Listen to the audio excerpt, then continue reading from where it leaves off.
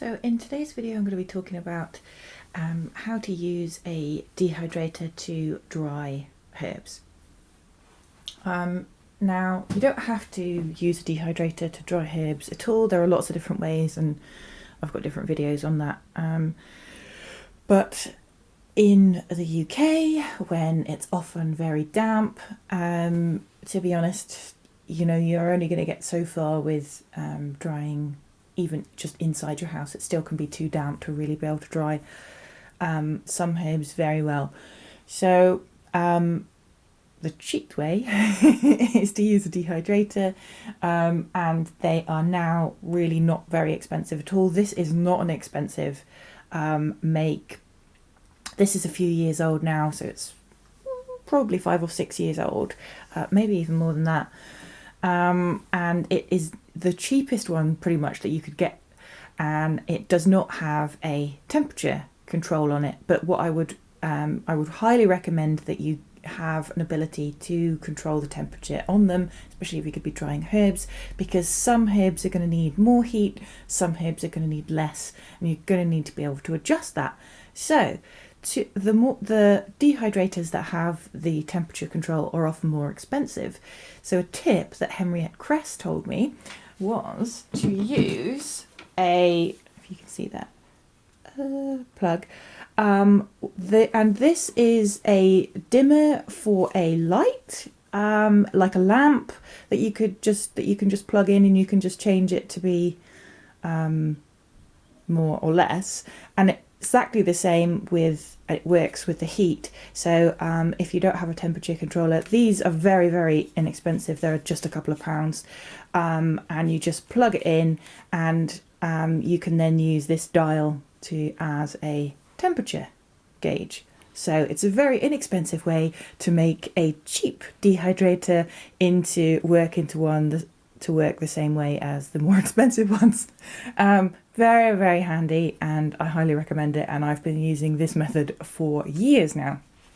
So obviously it's not plugged in at the moment because it does make quite a bit of noise. So to use the dehydrator, you're going to have different trays. Now this is, you could get square ones, you know, it doesn't have to be a round dehydrator. Now I've got bay leaf here that is drying. You want to separate them out, and with enough space around them. It shouldn't be overcrowded on the trays, because you want the air to really circulate well to get everything really dry. Now, what you're looking for when you're drying herbs is going to be slightly different depending on the herb that you're drying.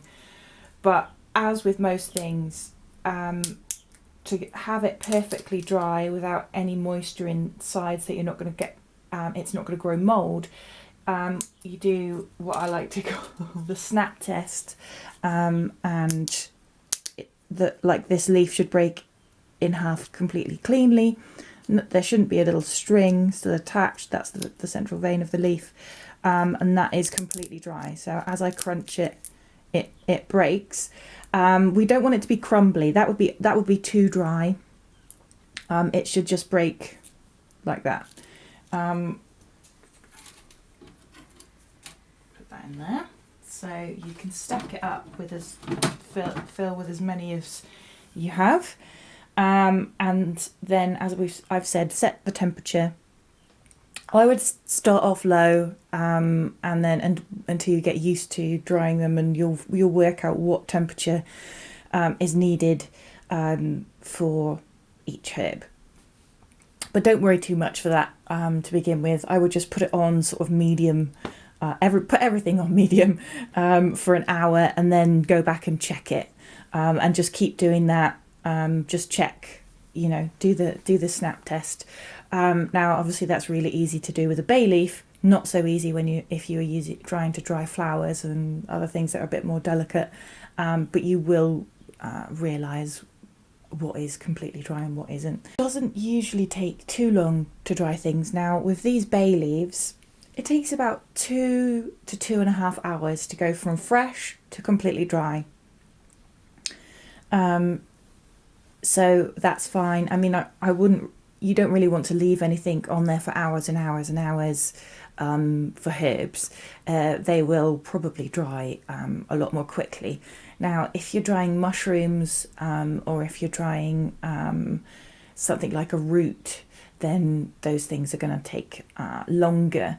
But again, it's important to check them regularly, and it's going to be different depending on the size that you've chopped it, what it is that you're drying, and your dehydrator. So it's difficult to be able to say, oh yes, every mushroom is going to take 5 hours. It's really not like that. You really are just going to have to learn how long and at what heat you need to dry things. But it is a very easy way to be able to dry herbs. It's quick, reasonably inexpensive now. So definitely something that if you're really into drying your herbs, making your own herbal teas, making your own herbal preparations, then yeah, I would recommend getting one. You can obviously use them for drying vegetables and fruits as well, so it's not just that you can use it for herbs. You can use it to dry other things as well. So yeah, if you have used a dehydrator, you've got any that you recommend, do put them in the comments, and don't forget to subscribe for new videos.